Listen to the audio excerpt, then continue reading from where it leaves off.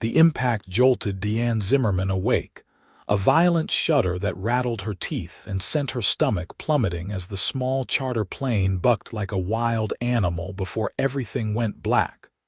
When consciousness returned, it came with pain.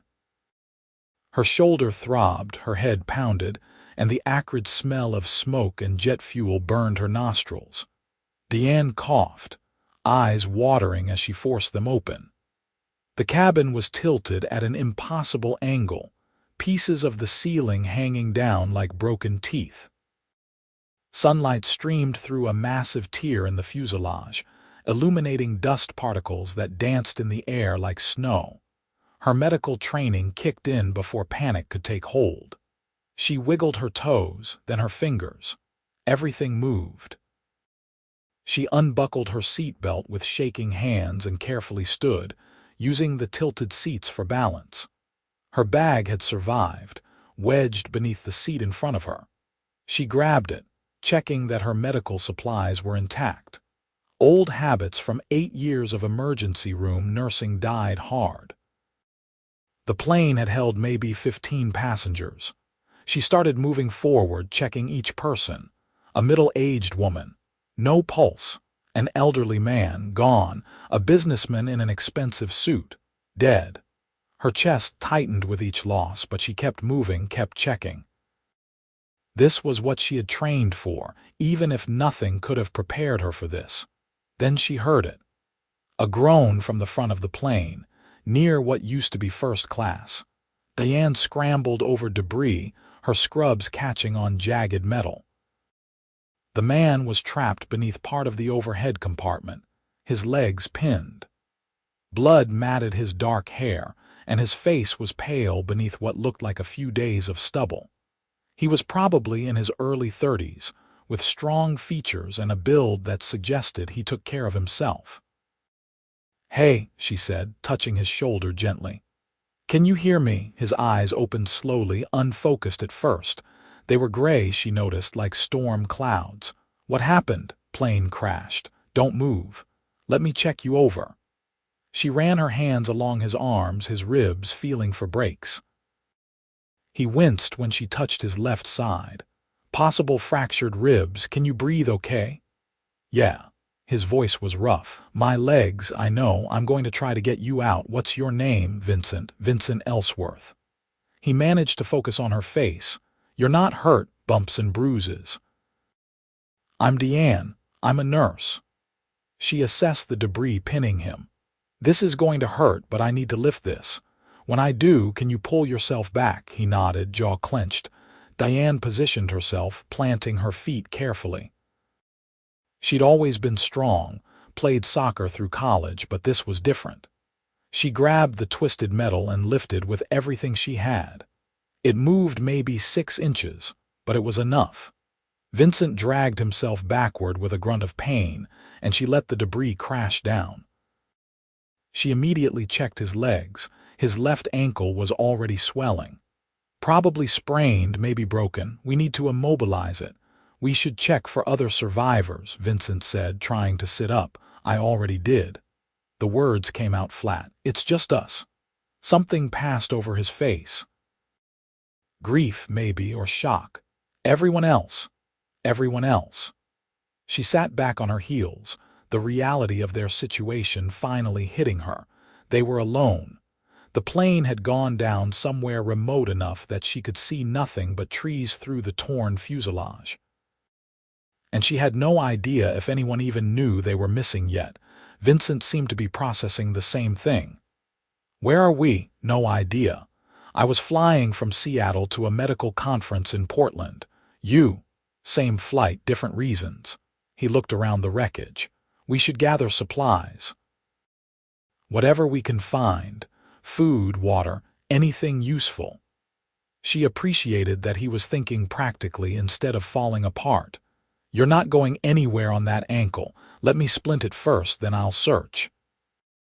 She used pieces of the plane's interior and some bandages from her medical bag to stabilize his ankle. His jaw remained tight throughout, but he didn't complain. When she finished, she helped him move to a more stable part of the cabin, away from the worst of the damage. The next 2 hours were spent salvaging what they could.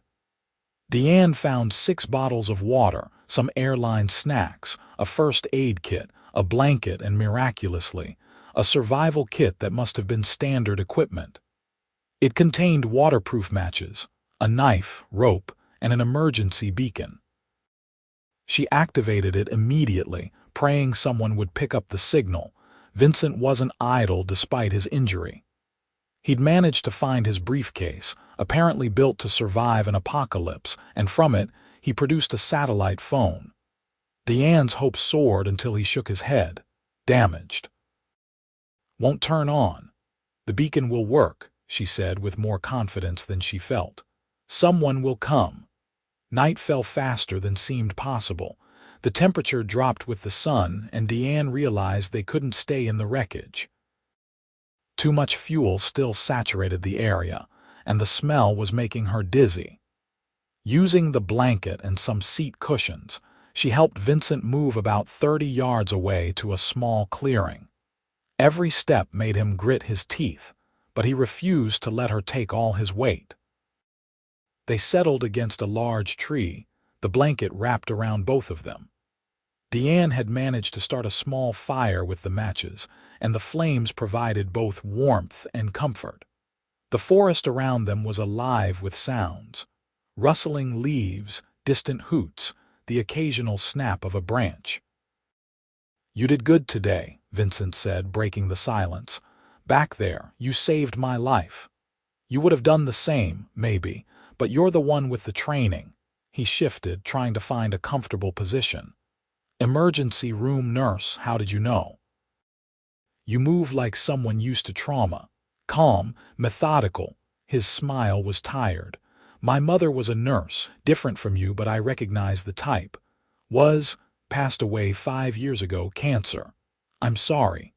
Diane fed another stick to the fire. "What do you do, Vincent Elsworth?" He hesitated, just for a moment. "I'm in real estate." Something about the way he said it made her think there was more to the story, but she didn't push. They just survived a plane crash together.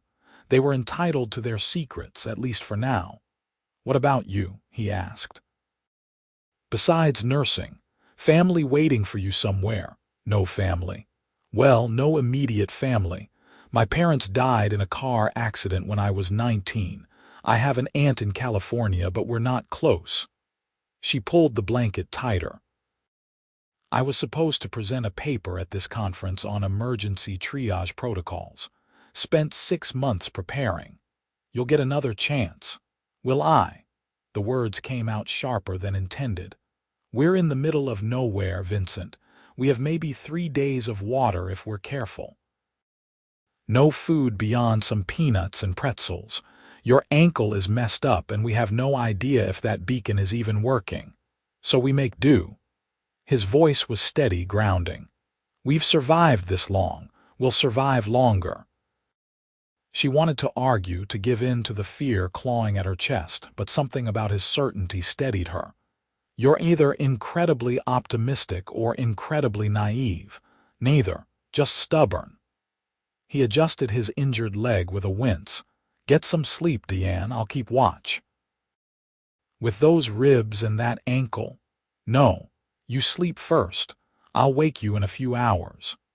They argued about it for another minute before compromising on 2-hour shifts. Vincent fell asleep almost immediately, his head tilted back against the tree. Diane watched him in the firelight, this stranger who'd become her only companion in survival. He had a strong face, she thought again. The kind that would look at home on a movie screen or a magazine cover. But there was something else too, something in the set of his jaw and the lines around his eyes that suggested he was used to being in control, used to having answers. The night was long.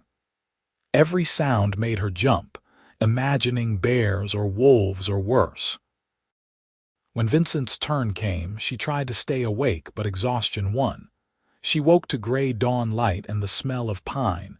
Vincent was already awake, staring at the smoking remains of their fire. "Morning. How's the ankle?" Hurts like hell, but I'll live. He gestured to the trees. I've been thinking. There's a stream somewhere nearby. I can hear water. We're going to need more than what we salvaged. He was right.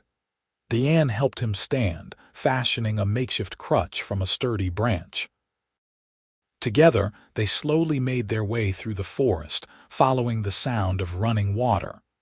It took almost an hour to go what would have been a 10-minute walk, but they found it. A narrow stream, the water clear and cold.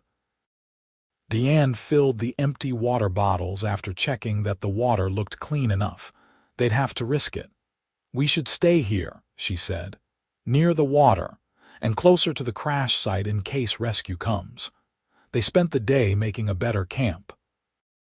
Diane gathered pine boughs to create a shelter against the base of a large tree, while Vincent sorted through their supplies and tried to improve his crutch. His hands were skilled, she noticed. Not the soft hands of someone who'd never worked, despite the expensive watch on his wrist and the designer labels on his clothes. By the second night, they'd fallen into an easier rhythm. Vincent told her about growing up in New York, about a childhood spent between boarding schools and summer homes.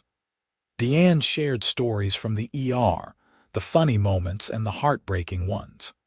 They didn't talk about the crash, or the bodies still in the wreckage, or the fact that no rescue had come. On the third day, Vincent's ankle was looking worse. The swelling had gone down slightly, but bruising had spread up his calf in deep purple and black. Diane redressed it carefully, wishing she had ice or proper medical equipment. "Tell me about this real estate business of yours," she said, trying to distract him from the pain. He looked away. "It's boring." "We're stuck in the woods. Boring sounds pretty good right now." "Fine, I develop properties. Office buildings, hotels, residential complexes. That's pretty vague." "It's a family business. My father started it, I expanded it." He met her eyes. "I'm not just in real estate, Diane. I own one of the largest property development companies on the West Coast, Elsworth Holdings." She blinked. Elsworth Holdings. Even she'd heard of it, and she didn't follow business news. "You're not just rich. You're billionaire rich." "Does it matter?" "No, I guess not. Not here."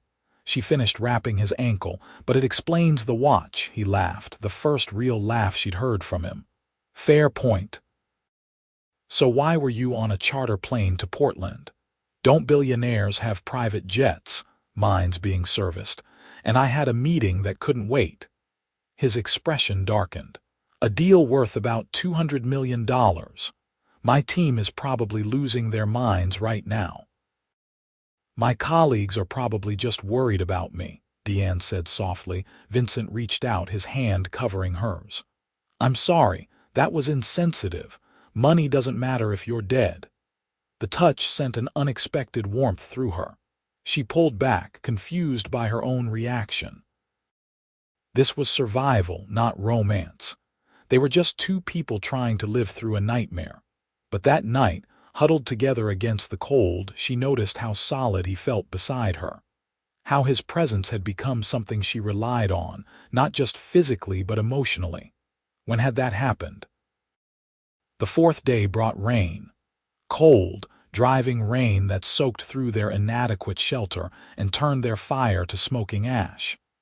They retreated closer to the tree, the blanket pulled over both their heads like a tent. Water dripped through, but it was better than nothing. "This is miserable," Diane said through chattering teeth. "Could be worse." "How?" "Could be alone." She looked at him, really looked at him. His hair was plastered to his forehead, his expensive clothes torn and dirty, but his eyes were steady on hers, and she realized he meant it. "Yeah," she said quietly. "Could be alone." His hand found hers under the blanket. She didn't pull away this time. The rain lasted through the night and into the next day. By the time it cleared, they were both exhausted, hungry, and dangerously cold. Diane knew hypothermia was a real risk now. She got the fire going again with the last of the dry matches from the survival kit, and they spent hours just warming themselves. "We need food," Vincent said. "Real food. The snacks are gone."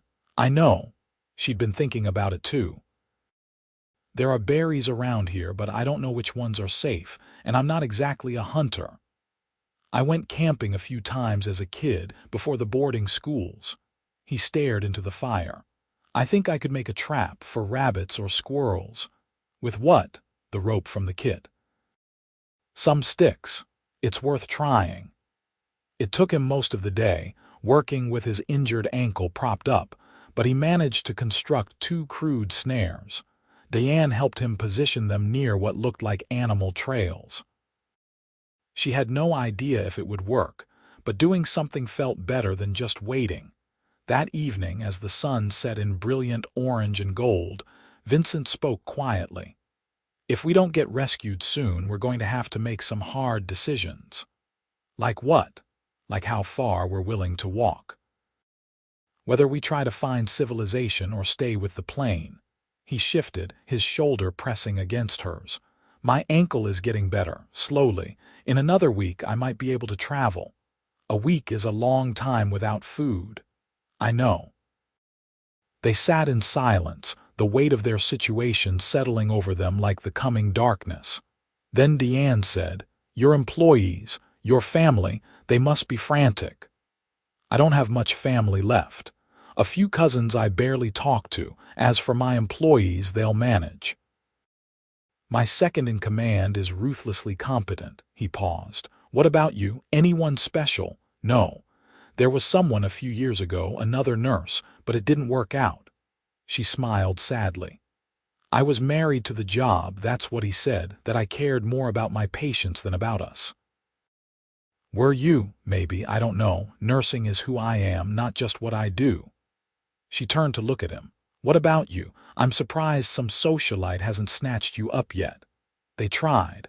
I was engaged once, about 3 years ago, daughter of another real estate mogul." His voice went flat. "Turned out she was more interested in merging our companies than in me. Called it off 6 weeks before the wedding." "That must have hurt." "It did. But it taught me something important, that money attracts the wrong kind of people. That it's hard to know who actually cares about you versus who cares about your bank account."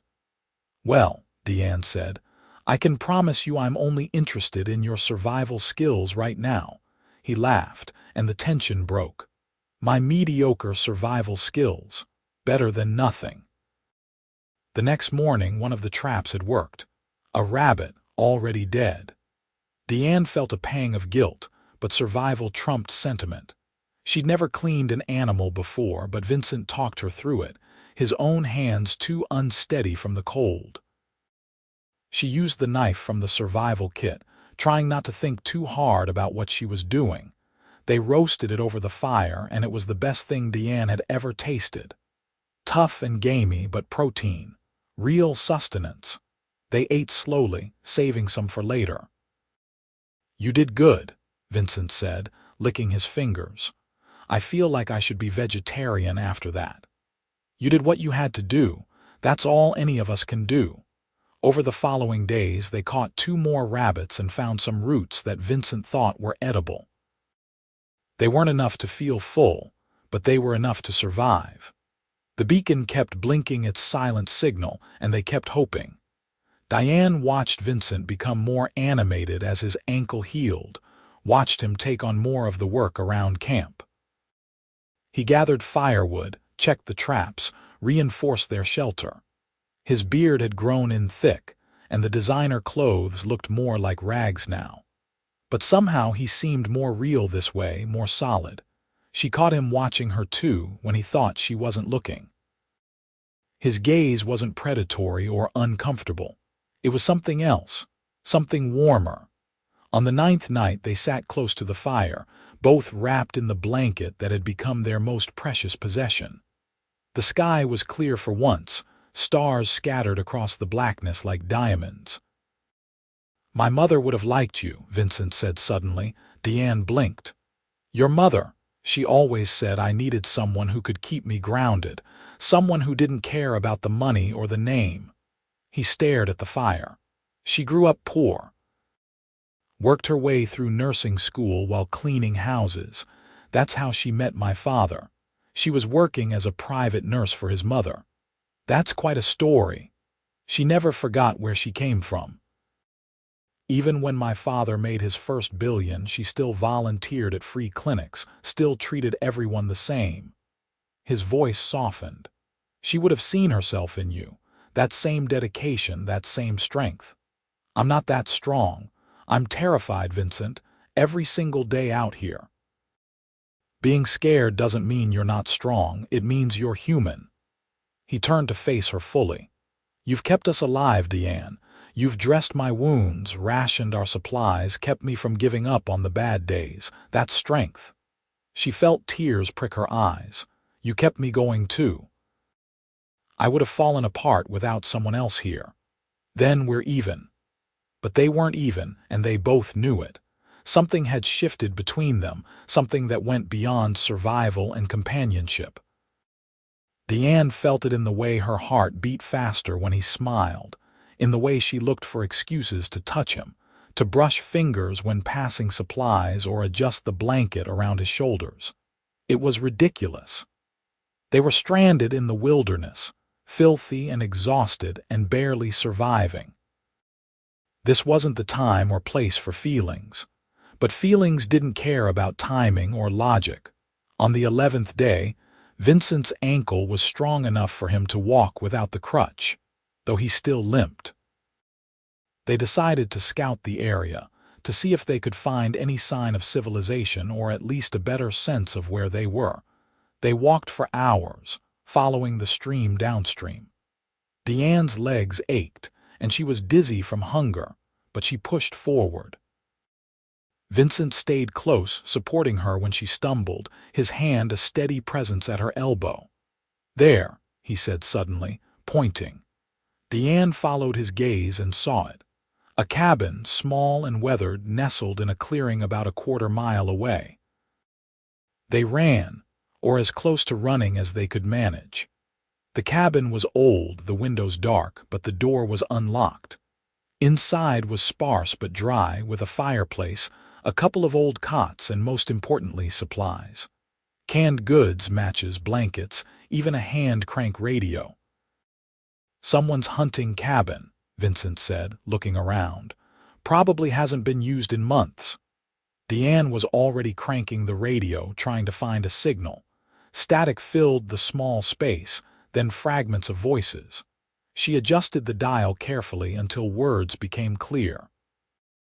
Search continues for the charter plane that disappeared 12 days ago en route from Seattle to Portland.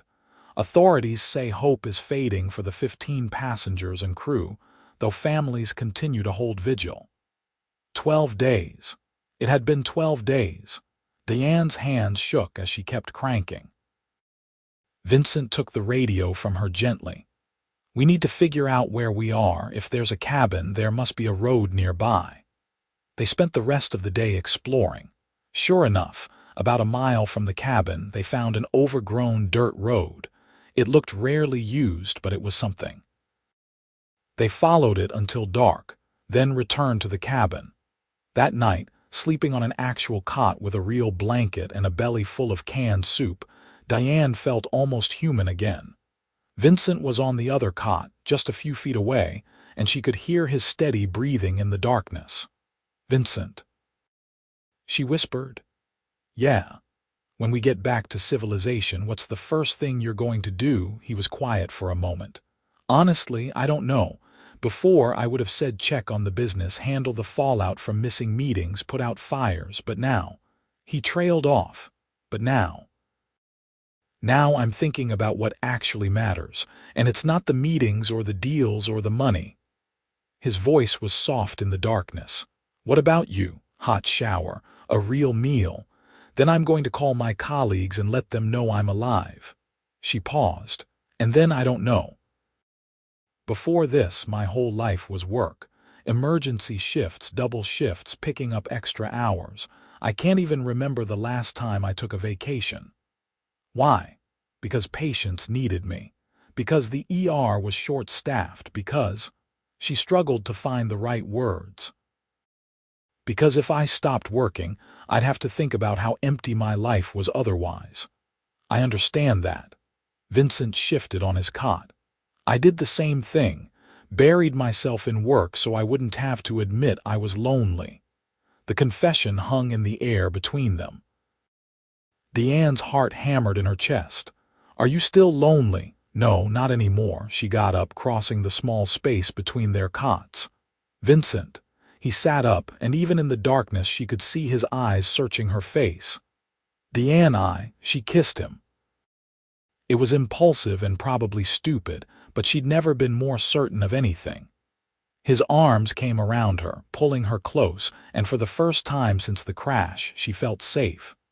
Truly safe. When they finally broke apart, both breathing hard, Vincent rested his forehead against hers. That was either the best decision or the worst decision you've ever made. Why worst? Because I'm falling in love with you, and that complicates everything. Her breath caught. Why does it have to be complicated? Because you're a nurse who dedicates her life to helping people, and I'm a billionaire whose life is board meetings and business deals. Because we're from completely different worlds. His hand cupped her cheek. Because I want to give you everything, and I'm terrified you'll think it's about the money. I don't care about your money, Vincent. I didn't even know who you were until 3 days ago. She covered his hand with hers. I care about the man who built traps to feed us. Who kept me calm when I wanted to panic. Who holds me at night and makes me feel like maybe we'll actually survive this. We will survive this. And then I'm going to take you to the best restaurant in Seattle, and we're going to have a real first date. This isn't a real first date. This is a survival situation that happened to include one kiss. His thumb traced her lower lip. I want to do this right, Diane. I want to court you properly. Flowers and dinners and all the traditional things. I don't need flowers. Maybe I need to give them to you. He pulled her down beside him on the narrow cot, arranging her so she fit against his chest. Get some sleep. Tomorrow we follow that road and find help. She wanted to argue, to stay awake and talk more, but exhaustion won. She fell asleep to the sound of his heartbeat, steady and strong beneath her ear. They set out at dawn, following the dirt road. Vincent's limp was more pronounced after yesterday's walking, but he didn't complain. They shared a can of peaches for breakfast and filled water bottles from the cabin's well. The road seemed to go on forever, winding through dense forest. Diane's feet were blistered in her ruined sneakers, and the sun was brutal despite the tree cover. But they kept walking, because what else could they do? It was early afternoon when they heard it, the distant sound of an engine. They ran toward the sound, bursting through the tree line onto a paved road just as a pickup truck rounded the bend. Vincent waved his arms frantically and the truck screeched to a halt. An elderly man jumped out, eyes wide. Holy hell, are you two okay? We were on the plane, Diane gasped out. The charter plane that crashed, we're survivors. The man's face went pale. That was almost 2 weeks ago. Everyone thought, get in the truck. I'll take you to town, get you to a hospital. The next few hours were a blur.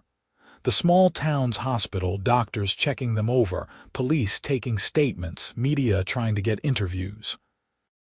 Vincent's people arrived first, a team of assistants and lawyers who descended like a well-dressed army.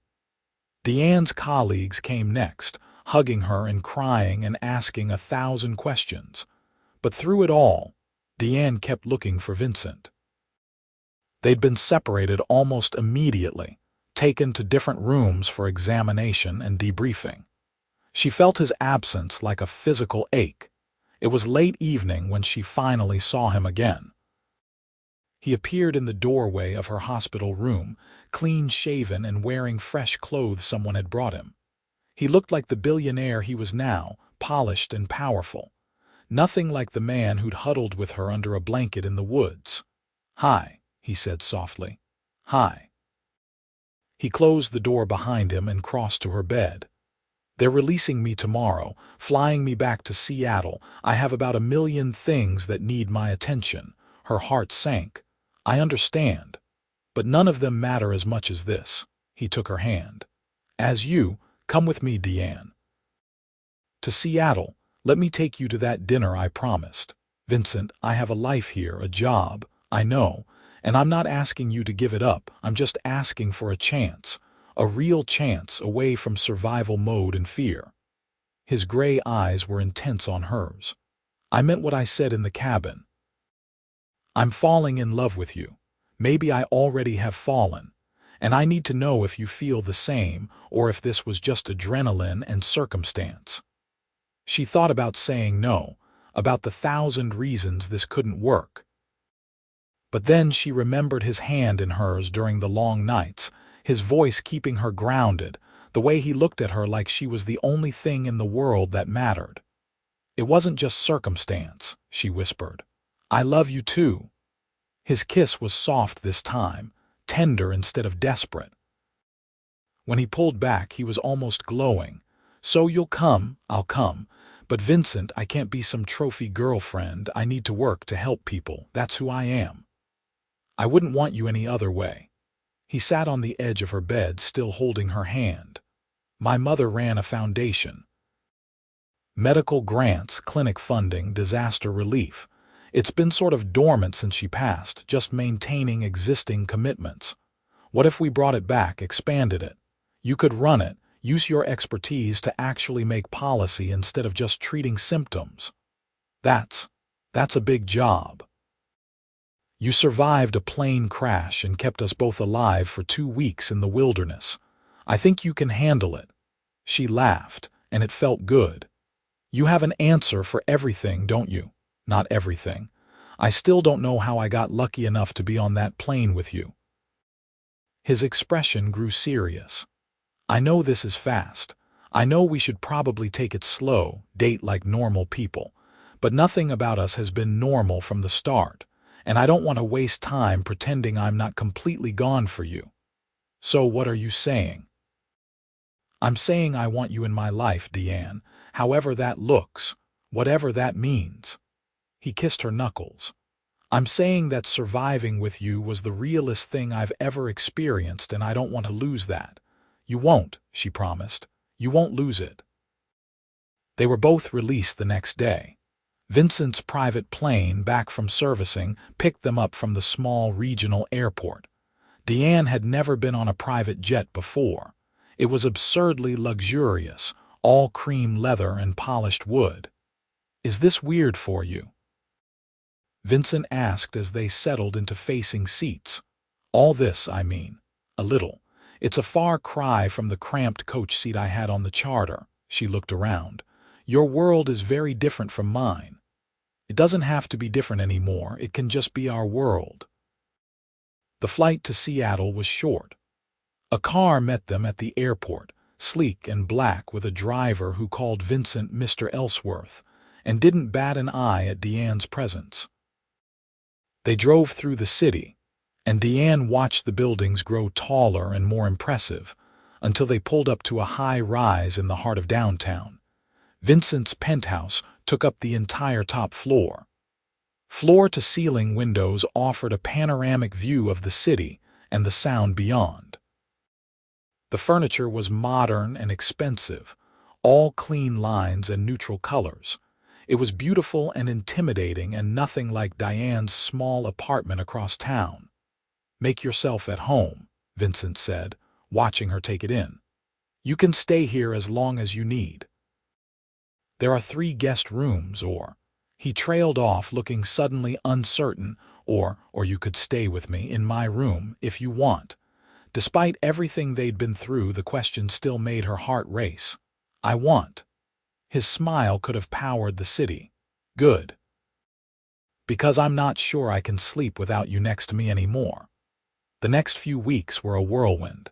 Vincent returned to work, trying to salvage deals and reassure investors.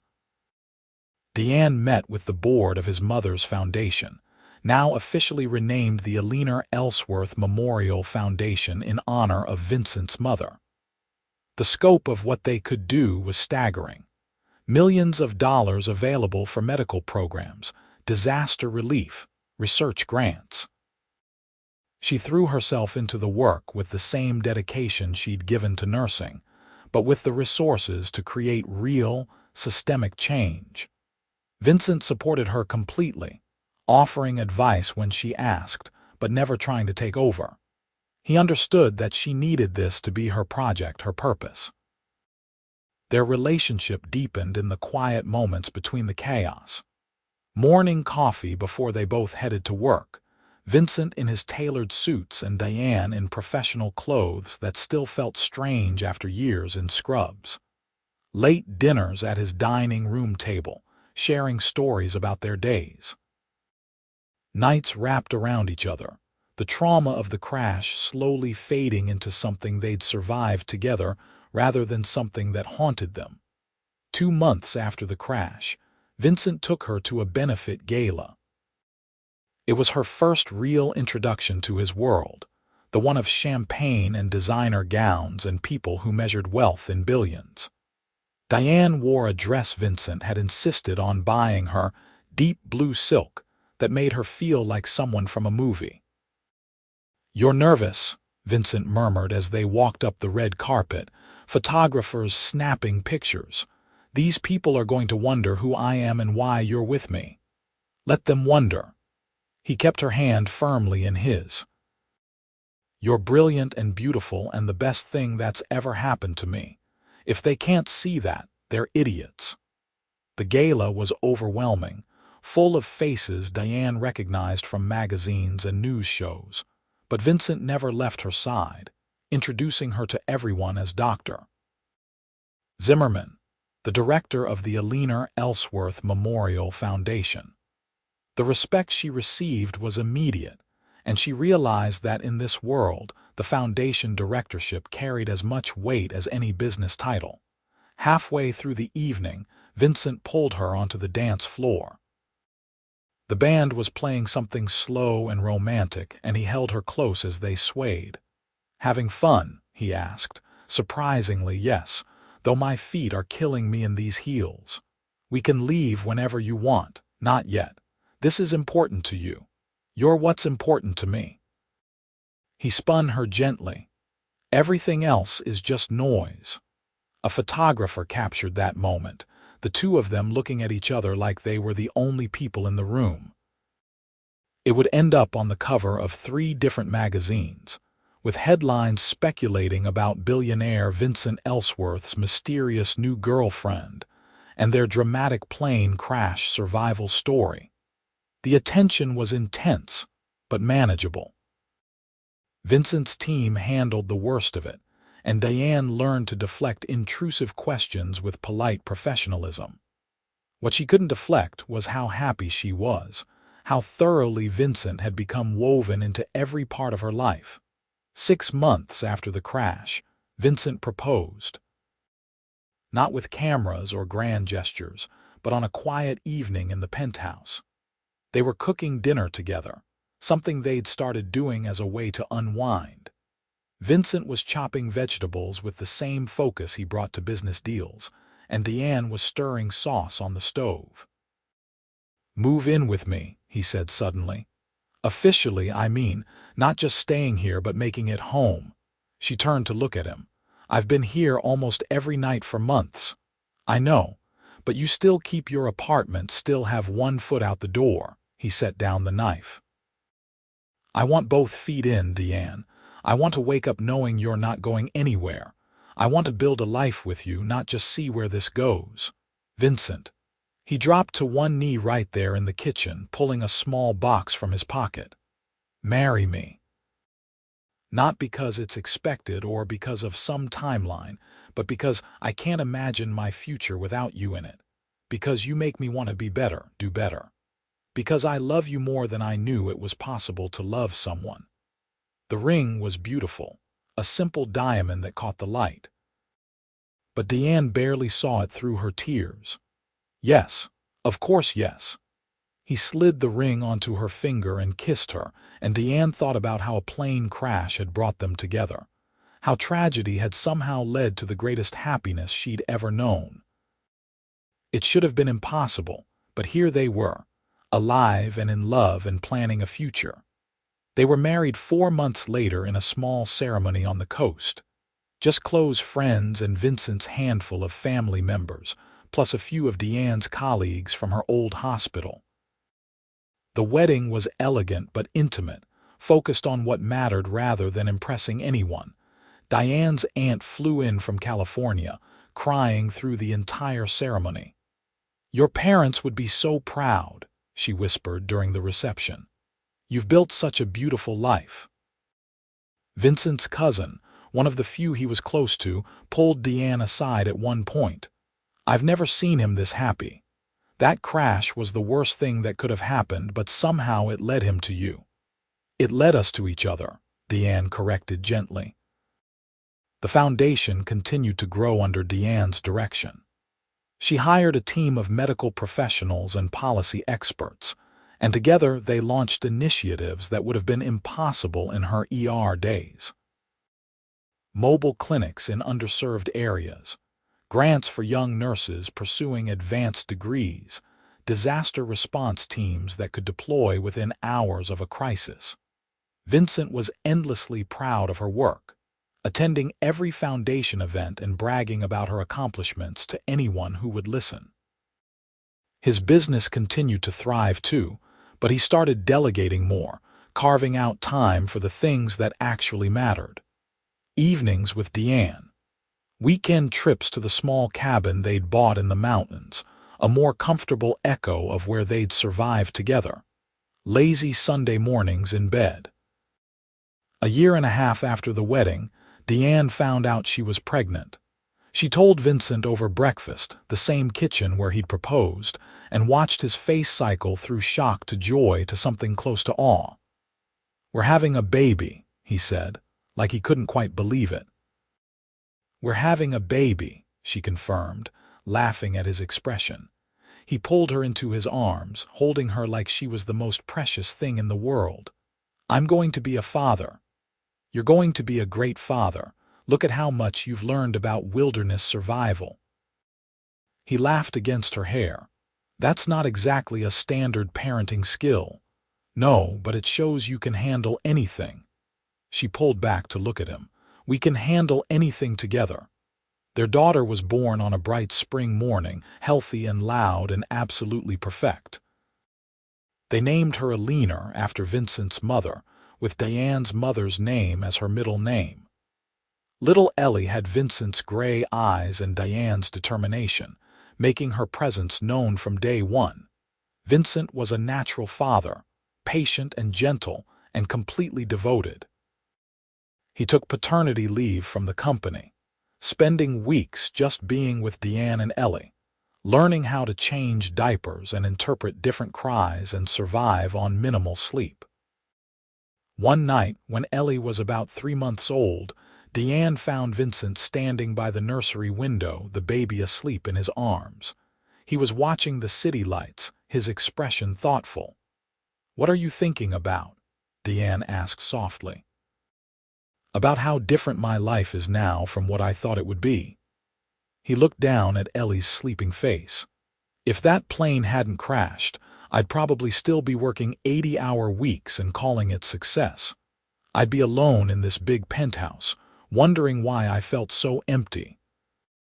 Instead, you're sleep-deprived and covered in spit up, and happier than I ever imagined possible." He turned to her, his free arm pulling her close. "You saved my life in more ways than one, Diane Elsworth." "We saved each other," she said, repeating what had become their truth. "That's what we do." 2 years later, they welcomed a son, Thomas Vincent, with Diane's dark hair and his father's build. Ellie was fascinated by her baby brother, constantly wanting to help feed him or bring him toys. The penthouse, once so pristine and minimalist, was now full of colorful toys and children's laughter.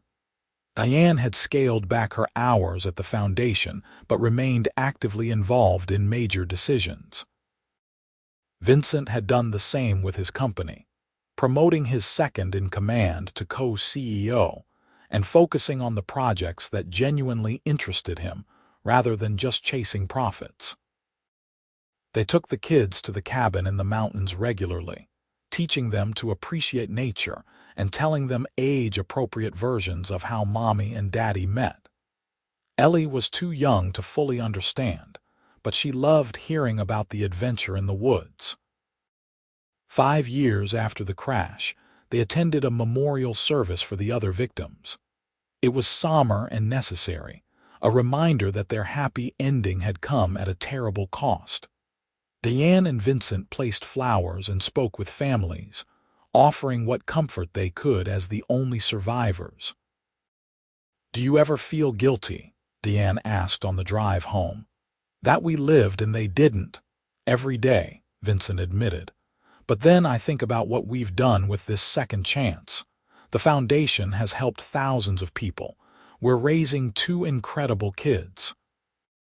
We're living fully and loving completely." He reached for her hand. "I think we're honoring their memory by not wasting the life we were given. I hope so." As the years passed, their story became something of a legend, the billionaire and the nurse who survived a plane crash and fell in love. It was featured in books and articles, turned into a made-for-TV movie that they laughed at for getting almost everything wrong. But the real story was quieter and deeper than any dramatization could capture. It was in the way Vincent still held Diane at night, like he needed to know she was there. In the way Diane still carried a first aid kit everywhere, unable to shake the instinct to be prepared. In the foundation's work, healing and helping in ways that felt like repaying a debt to the universe. In their children's laughter, innocent and unaware of how close they'd come to never existing. On their 10th anniversary, Vincent took Diane back to the forest where they'd crashed. It had taken some doing to get the exact location, but he'd been determined. They hiked in alone, following a path that was more established now, and found the clearing where the plane had gone down. Nothing remained of the wreckage. It had been cleared years ago, the site slowly reclaimed by nature. But standing there, Diane could still remember every moment. The fear, the pain, the desperate fight to survive.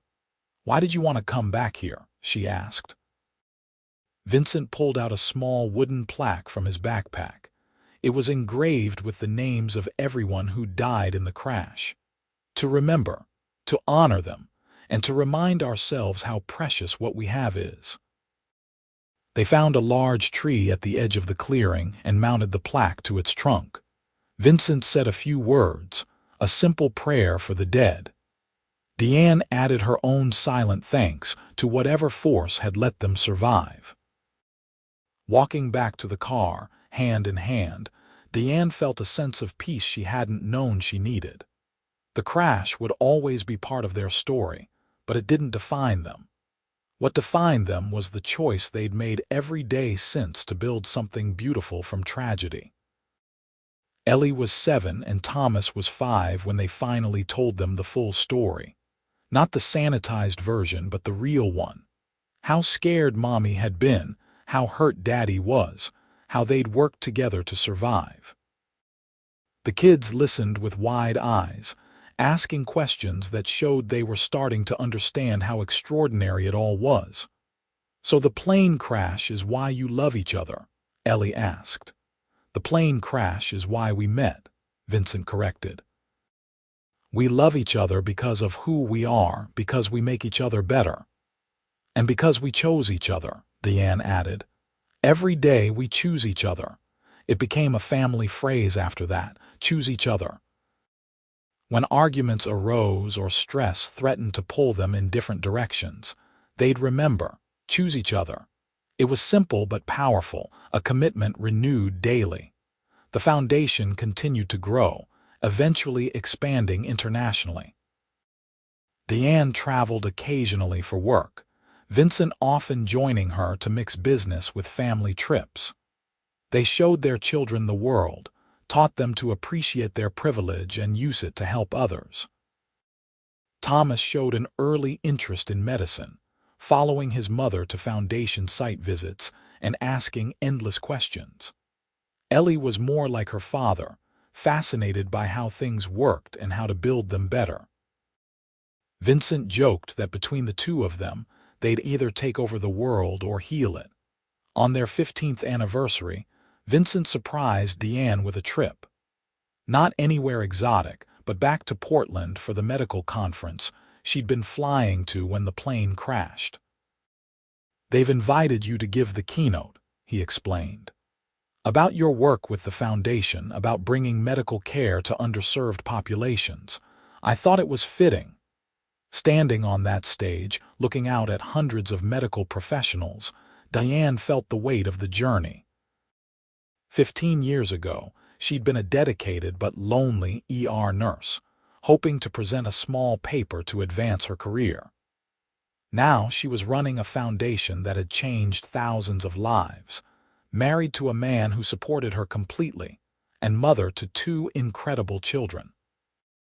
Her speech was well received, but the moment that mattered most came after, when Vincent wrapped her in his arms backstage. "I'm so proud of you." "We did this together," she reminded him. "No, you did this. I just gave you the resources." He kissed her forehead. "You're the hero of this story, Diane. There are no heroes, just 2 people who refuse to give up." Years continued to pass, each one building on the last. They weathered challenges like any couple did, arguments about parenting styles or work-life balance. Stressful periods when the foundation faced funding issues or Vincent's company dealt with hostile takeovers. Normal life in all its messy complexity. But underneath, it all was the bedrock of what they'd built in those woods: trust, partnership, the absolute certainty that they were stronger together than apart. When Ellie was accepted to medical school, and Thomas announced he was joining his father's company after college, Diane and Vincent looked at each other with matching pride. Their children were finding their own paths, confident and capable. "We did good," Vincent said that night, watching home videos of the kids when they were small. "We did," Diane agreed, curling into his side on the couch. "Hard to believe it all started with a plane crash. Best worst thing that ever happened to us." She laughed at the contradiction that somehow made perfect sense. "Think we would have found each other anyway, in some other life, absolutely." His arm tightened around her. "Some things are inevitable. We were just lucky enough to figure it out early." On their 20th anniversary, they renewed their vows. It was a small ceremony at the mountain cabin with just their kids and closest friends. The vows they wrote were different from the ones 20 years ago, shaped by decades of partnership. "You are my home," Vincent said, voice thick with emotion. "My safety, my adventure, everything I was looking for without knowing I was lost." "You are my courage," Diane responded. "My joy. My reminder that the best things in life come from taking risks on love." They exchanged new rings, simple bands that matched their originals. Ellie cried, and Thomas pretended he wasn't tearing up. And as they kissed, Diane thought about the impossible journey that had led here, from the wreckage of a plane to a love that had stood the test of time. The foundation celebrated its 20th anniversary the same year, with a gala that dwarfed the one where Vincent had first introduced Diane to his world. They'd helped over 100,000 patients directly, funded hundreds of clinics and research projects, trained thousands of healthcare workers. The impact was measurable and meaningful. During the speeches, Diane mentioned the crash for the first time in years at a public event. 20 years ago, I was on a plane that should have killed me. Instead, it gave me life in ways I never expected. It gave me purpose, partnership, and a chance to make a real difference." She found Vincent in the crowd, his eyes locked on hers. "It gave me love. And that love has rippled out into everything we've built together." The standing ovation lasted several minutes. But what mattered to Diane was Vincent's expression, the love and pride written clearly on his face. They danced together later, the same way they had at that first gala 2 decades ago. But everything was different now. They knew each other completely, had weathered storms and celebrated triumphs, had built not just a relationship but a legacy. "Any regrets?"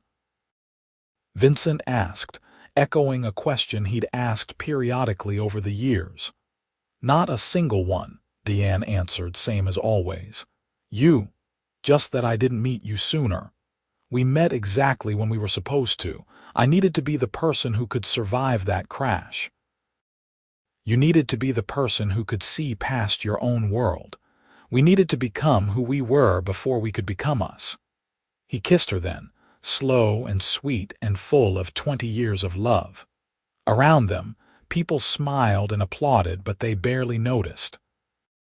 They were too busy being lost in each other, the way they'd been since those desperate days in the wilderness. As they grew older, the foundation transitioned to the next generation.